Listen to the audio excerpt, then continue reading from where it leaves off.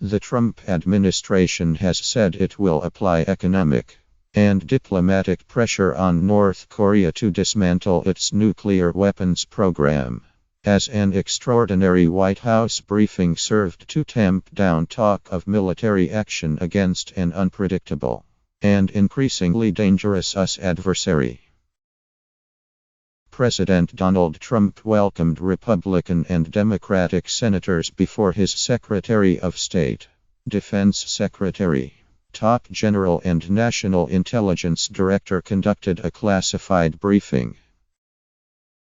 The same team was also meeting with House members in the Capitol to outline the North's escalating nuclear capabilities and US response options to what they called an urgent national security threat.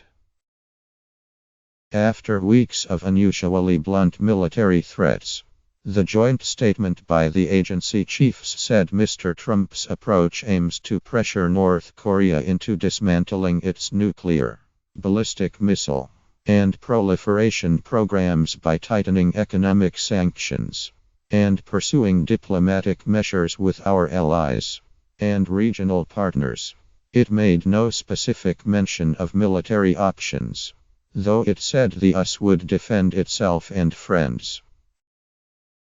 The unprecedented meeting in a building adjacent to the White House reflected the increased American alarm over North Korea's progress in developing a nuclear-tipped missile could strike the US mainland.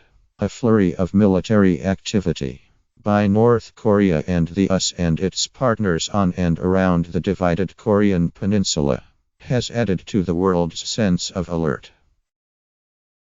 While tensions have increased since Mr. Trump took office, they have escalated dramatically in recent weeks as American and other intelligence agencies suggested the North was readying for a possible nuclear test.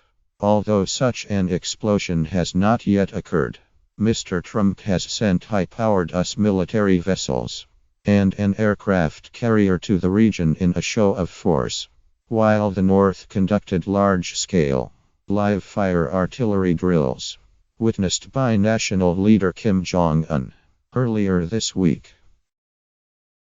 On Wednesday, South Korea started installing key parts of a contentious US missile defense system, also has sparked Chinese and Russian concerns.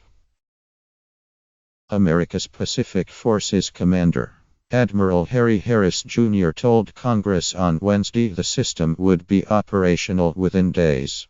He said any North Korean missile fired at US forces would be destroyed. If it flies, it will die, Admiral Harris said.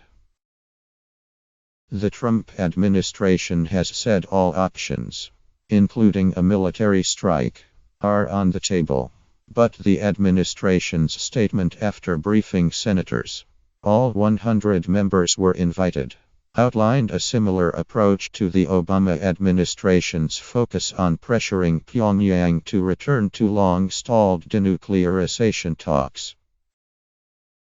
Mr. Trump's top national security advisors said they were open to negotiations with the North, though they gave no indication of when or under what circumstances.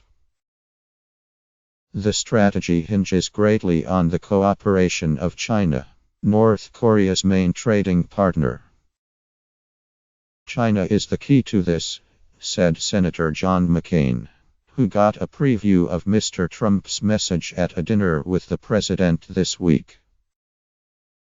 Among the options are returning North Korea to the US state sponsor of terrorism blacklist, which Secretary of State Rex Tillerson said last week was under consideration.